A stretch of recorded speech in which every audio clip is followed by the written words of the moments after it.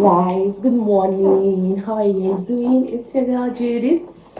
How are you guys doing? Thank you so much for your love, everything. You guys have been so amazing. Like, I can't believe we're here, guys. Thank you so much. I won't be here without you guys. If I didn't get support, love, comments, and all that, I probably have given up on YouTube. But you guys have just been so amazing. So thank you so much. So without further ado, let's jump into today's video. Today we'll be talking on a very sensitive topic. Yeah, but I decided to put it out there because during my period of waiting, I couldn't find something like this, and it just touched my soul to do this video today. So yeah, guys, today I'll be talking on the struggles of being a trying to conceive mom in Nigeria. Like, I feel like people don't get to say that a lot. People don't get to elaborate on this topic a lot. People don't get to share their experiences a lot, and I would really like to share mine. So the first one is the anxiety that comes from waiting. Like, you're literally on your toes. When you meet people, like, there's this kind of anxiousness, especially when you meet probably a family friend or your a friend of yours, or if or family members, they come together for something like this and you're just on edge. You don't want them. You're just thinking in your head, probably next thing they'll ask me is why are we still waiting? Why have we not yet had a child? What's holding us and all that? You're just on your literally on your toes. You can literally feel your chest racing. You can literally feel your heart racing through your body. And you know, is it now when your period is nearby, you're just so scared? When my period come out, you're so anxious. Will it come out? Will it not come out? Oh, will I probably test positive and all that? And then the amount of test strips you keep buying and buying, keep checking and checking, the negatives and all that, the tears, the anxiety that comes from waiting it's a lot. The next one is unsolicited advice. We all know that in Nigeria, people know how to overstep boundaries. People do not understand what it means like to respect boundaries. In Nigeria, people overstep their boundaries. And to me, I can't really come to terms with that, because most times I'm like, how do you even walk up to people? Even strangers do that a lot. How do you walk up then online? How do you walk up to people you're not familiar with, you don't have a cordial relationship with, and begin to ask them, oh, when are we expecting a baby? Oh, when are we seeing a baby next? Oh, it seems like you're pregnant. Oh, this one you're looking this way, sure you're not pregnant. Oh, this one we want a baby. Oh, we can't wait to rub a powder. Most times it's coming from, I wouldn't say all, some are coming from a place of concern and all that, but come on, it's a lot for that person in waiting. The waiting period is an anxious period. It's really a period where you're virtually on edge, and the internet it doesn't make matters. It doesn't make it easier on you. It doesn't make matters easy for you. Sometimes you can just literally go online and then everybody's having a baby. Like, you're happy for them, but at the same time, you have this feeling of being a failure deep within. Sometimes you feel like your body has failed you. You know how getting married, most times you could even decide, oh, getting married, oh, want to give 1 year and all that. And then when you're done with the 1 year, you discover that what life has in store for you is not exactly what you planned out, and it can really be overwhelming. You could, the guilt of, oh, probably I should have started trying from day one. Maybe I'll be pregnant now. All those what is, you feel like your body has failed you, and then constant going to the hospital, the checkups, the injections, the tests, the continuous drugs, and everything. And trust me, it's a lot. The next one are womb watchers. Sometimes you just on edge. Should I even post a picture? Probably you don't even want to post a picture of you and your husband. You don't even want to post a picture of you having fun and enjoying, because every single time you do that, you post a picture, you have people all up in your comment section asking you things like, oh, like I earlier said, are you having a baby? Oh, maybe probably you ate and then you're bloated, the period is around the corner, you're bloated, like I see something, it's like I'm seeing a bump. Oh, is this a baby I see? Oh, hey, are we going to be rejoicing? Oh, we are going to be rubbing baby powder. They're everywhere. The next one is the unnecessary side remarks. Sometimes you literally pass in the street, you can hear people whisper about you, you can hear people trying to make ridiculous comments. People even go as go as far as saying deteriorating comments like, oh, probably she has removed all the womb in her, she has removed her womb for abortion. Probably she did this and that. Or who knows what she did when she was younger? Or probably it's her husband. Or who knows if her husband has those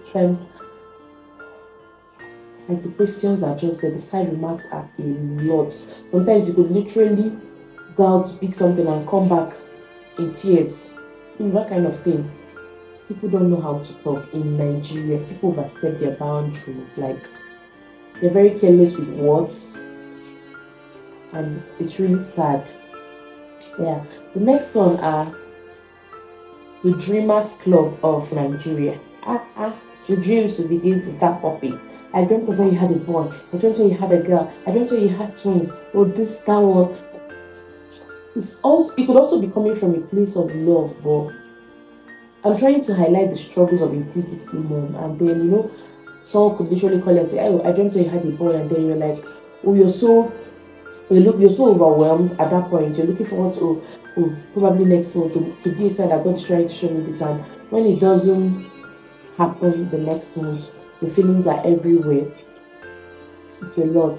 The next one is sometimes intimacy is ordained in marriage. Like, intimacy, the main purpose of marriage is companionship. But at the point of waiting, you just lose, everybody seems to lose their focus.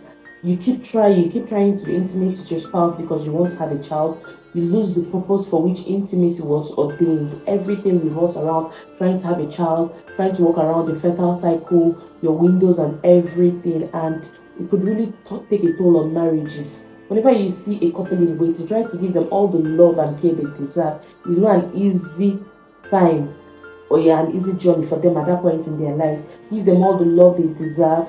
Be careful, watch your words around them. They are really sensitive, and it's okay for them to be sensitive, because no matter how they explain to you, you'll not be able to understand the amount of feelings, the amount of tears, emotions that is really up in them. Yeah. So the next one is people begin to refer it, oh, there's this prophet that is doing this, or there's this native medicine you should do, or you should try this one. Do you think people in waiting, they don't pray? They pray. They pray. They even struggle with their faith.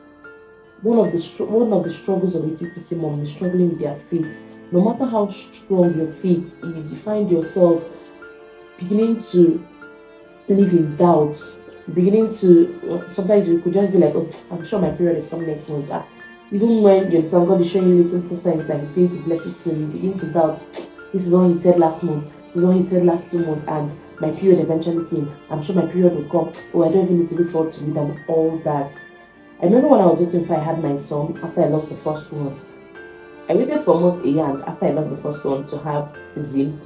So at that point, when I wasn't pregnant for Zim, I was almost 3 months old, because my mom would say, check, I'll be like, I checked for over a year and I'm not, oh, mom, forget that thing, I don't even think I'm pregnant. She'll be like, I'll be like, mommy, forget that thing, I don't even think, I don't even want to check. And eventually, after a month and of back and forth, you should check, you should not check, I checked and I was pregnant. I was far gone when I found out, because I kept on living in doubt. I was like, your period can still show. I was hot inside. I felt like, this is just my period, it's just my cycle misbehaving, I'm not pregnant and all that. And doubt, it's a lot. Like, yeah. But then, I don't want this video to be so long, so I'm going to go back to how I was able to cope with all this at that point.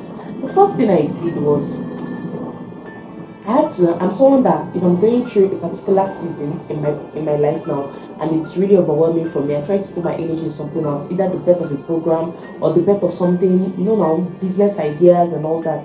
This is just me, how I do it. I put my energy into something. Either I begin to run a program, I look for something extra to do with my time once I'm free, aside work. Once I'm back with work and I don't want to think of something, I find something else to put my energy in, to just pass the moment and all that, because I'm the kind of person, I don't like to really dwell in the moment and begin to sulk and all that, but I'm human. Those days will eventually come and all that. Then the second thing I do is I surround myself with the word. You need to surround yourself with the word when you're in waiting, because trust me when I say the devil is going to come through different means, through different angles, through different people. He used different devices to get to you, and you don't want to leave yourself unarmed. You need to arm yourself with the word of God. You need to constantly remind yourself that God's plan for us in this world is to come and procreate. That he said, go into the world and multiply. He didn't say, oh, some of you will not multiply and all that. You need to constantly feed yourself, feed your mind with the word, and speak life into your womb, into your body, into your belly, into your future children. At that point, what I also do is that I could actually pick the names of my kids, and I could begin, oh, you're going to be a great child. Oh, I can't wait to see. And then I also begin to, I work with faith. I try to get baby clothes. I get a lot of things. Then I got a lot of baby clothes. My mom was buying, I was buying. My mom was like, she knows her God. Even in church, I remember then, my mom even had to, she bought a baby bath and said, and they just said, oh, who will be the next management? Man? She just said, no, she claimed the bath and all that in church. It was even her faith that led me on. And if you're around people who are actually trying to conceive, it's necessary to be the pillar on which they stand on. It's necessary that you be a shoulder they can lean on. Give them the support you can give them. In times when they are not able to pray, please be able to hold their hands and pray. That period is a lot. I'm grateful for my family. They gave me a shoulder to lean on. They gave me the platform to be able to process things better. They were there for me. They helped me pray when I couldn't pray. They helped me cry when I couldn't cry and all that. Yeah. The next thing I do also is, if there's a baby around me, I try to become invested with that baby in terms of, I had a friend that had a baby then, roughly when I lost my first child. So I was close to the baby. I was literally taking care of my baby. I'll do everything like, I want to bath your baby, I want to clean up your baby. I was doing a lot of things for the baby. She literally go to a distance and leave her baby for me. She could even literally travel and leave her baby for me, because she knew that I'll take care of that baby as my own. I'm like, baby doesn't have this. I'm like, oh, I want to get the milk myself. Don't worry, I can buy the wipes and all that. I became invested with that baby, because for every single time I was carrying that child, I would always pray and say, God, I believe that you're going to give me my own. I believe I'm going to testify soon. I believe that this is how I'll carry my own seed and beg for my child. I believe that this is how you fulfill your goodness in my life through this child. That you giving this lady this child is actually, it means you're in my neighborhood, and I claim it, and I believe you're going to bless me soon. This was something I did that helped me also. And then another thing is, you need to prepare your body, because sometimes you feel like you're ready for the blessings that God is about to give to you, but trust me, sometimes you may not really be ready. And eventually, when God must have blessed you and you look back, you could really understand that what time is really the most perfect time, because probably if you had that child earlier on, you wouldn't be able to do so well for the child. But now you're prepared, you're more able to manage both handling, juggling, being a mom, being a wife, and everything that will come with it. And another thing I do to prepare my body is I take supplements. You need to take a lot of supplements, a lot of feminine supplements to aid your health, your feminine health for a baby. Because having a baby, taking a baby inside you, allowing a baby to go inside you is not a joke. It's 9 months journey. You need to prepare yourself. Keep taking your folic acid. The other ones, your vitamin E, your vitamin C, your vitamins in general. All those gummies for well woman and wellness woman, and a lot of it. Prepare your body as you're waiting. Prepare your body so that when God is going to give you the mighty blessing He must have kept in store for you, that child, not just an ordinary child, that child He must have preserved for you. You're ready to accept that child in fullness and in wholeness, and you're ready to carry that child to full them throughout that whole journey without any loss or anything. So these are just the few things that I really did during my own point of waiting and all that. My heart goes out to every TTC mom. I love you guys so much. I'm sending you all my love and hope. It's not really, I wouldn't say nice, it's a journey. It's not really an easy journey to have at that point in time, but just know that you've got this and you're going to come out victorious, and your testimony is around the corner. You're going to testify and you're going to sing this song, see what the Lord has done. Because His purpose and thoughts for us are thoughts of good and not of evil, and His thoughts and plans for us are to go into the world and procreate. Your own is not different. You will testify soon enough. So thank you guys. We've come to the end of this video. Don't forget to like, subscribe, share, and all that good stuff. I'm sending you my love, my hugs, my kisses. I'll be down below. Thank you.